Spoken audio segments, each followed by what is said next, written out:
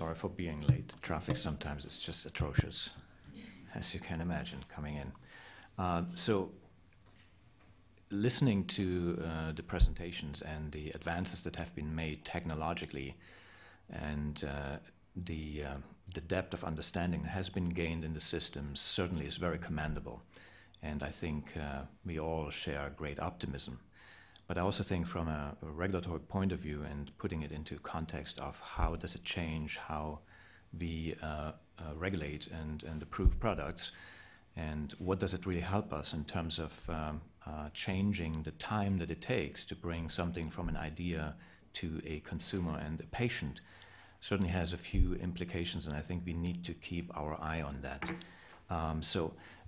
A few things, and they have been mentioned, so I'm not surprising you with those statements. But when we think of the characterization of some of the induced stem cells or the sources of the material that we are talking about, I think we have to do diligence in being able to characterize and to some extent, wherever and whenever possible, standardize, because it's not just critical for the assay systems that we are developing on that basis. It's also, when you think of cellular products from our point of view as a regulator, those are very critical questions, and it's something we are struggling with. There are over 100 clinical trials with cellular products in early phases, and in all cases we do struggle with the characterization and definition of the material that we are dealing with. So this is certainly something we have to keep in mind. Then a lot has been said about the advances that have been made in terms of the validation of systems in a sense of an analytical system, if it is used as an indicator system for some readout. That is certainly critical, but we also have to keep in mind that we have to make a decision how to make it available, and that may differ. The approach may differ. It may be that there are certain highly specialized laboratories that will provide services, and in other cases it will be something that will become commercially available broadly to a greater audience of stakeholders.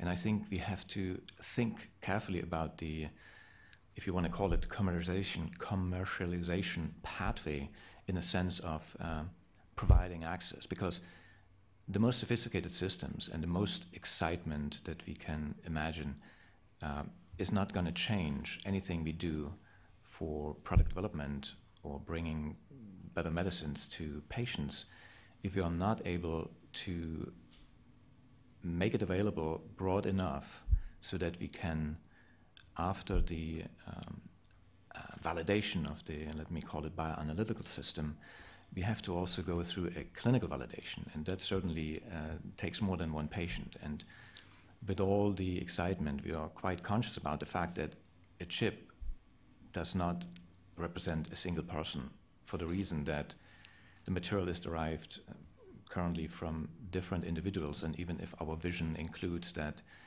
we would be able to derive material and generate systems from many different individuals representing many different parts of the population across the world, I think it's still very important to understand there is diversity in a population, and it's something certainly we have to consider when we think of the clinical impact and the meaning that we can derive and the interpretation of the information that we get out of such systems. I think the ability to do better with replacing animal systems, with reducing efforts, and the ability to use, particularly in an environmental context, and I think you have presented some of the challenges yesterday in a very comprehensive way, what that entails.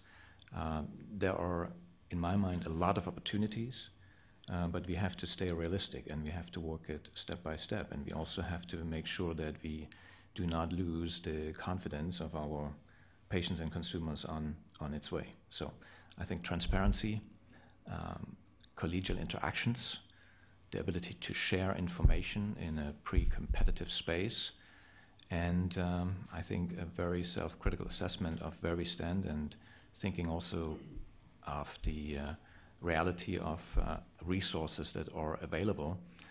That's something we have to keep in mind. And certainly when we talk about on the chip, I also want to at least mention as the counterpart, I think we also have to do a lot more work, not just investing into those kinds of systems, but also in investing into understanding real-time physiologic processes. And I think when we look into the clinics, we can measure a few things very quickly, but that's actually a very small fraction of our physiologic functions as human beings. And if you think of how can we reduce the time that it takes to bring an idea to a patient as a new treatment, I think we also have to understand that we need to shift risks. And part of that risk shifting is to move some of the risk into perhaps the human experimental setting, where we have confidence that we are getting a good read on the real-time physiologic situation under a particular treatment or a particular alteration. And I think we have to invest more into those systems. We haven't done enough about that.